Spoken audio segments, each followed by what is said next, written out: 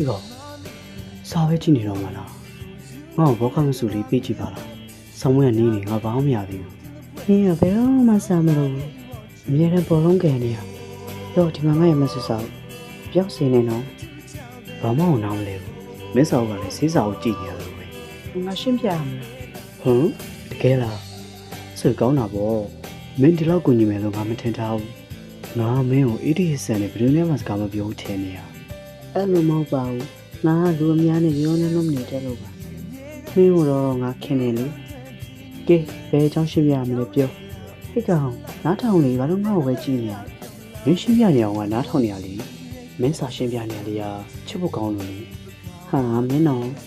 ကြောစုံငါဆက်မပြောတော့စာအုပ်ပဲအာရုံစိုက် စိတ်မဆိုးပါနဲ့ဗျာဟုတ်ပြီစာအုပ်ပဲအောင်ဆိုင်တော့မယ်နော်မင်းရလည်းဘာလဲရနင်းရလိုက်တာအမြဲတမ်းစာပဲရင်းနေလို့လားမသိဘူး ရေးမှန်ဘာလို့တာလဲသူကြည့်နေလေ ကြည့်ပါစေသူမနာလို့ကြည့်နေရပဲ ဟာဗျာတော်ကြီးမဟုတ်ပဲတော့စားတော့မယ် ဟေးနေဦးလေငါ့စာရှင်းမပြတော့ဘူးလားငါကြော်သေးလေ ခမကြီးအဲ့လိုပဲလုပ်နေမယ်ဆိုရင်ကျုပ်စားရှင်းပြတော့ ဟုတ်ပါပြီဗျာအဲ့ဆိုလေကျွန်တော်မျိုးငငယ်လေးထိုင်ပြီးတော့နားထောင်ပါမယ်ခင်ဗျာ ဟောကြည့်ပြောရတရားကို ဟမ်မင်းကလည်းငါဒီလိုမပြောတော့ဘယ်လိုပြောရမှာလဲ တော်ကြီးဗျာကြည့်စားအုပ်ပဲအာရုံစိုက်တော့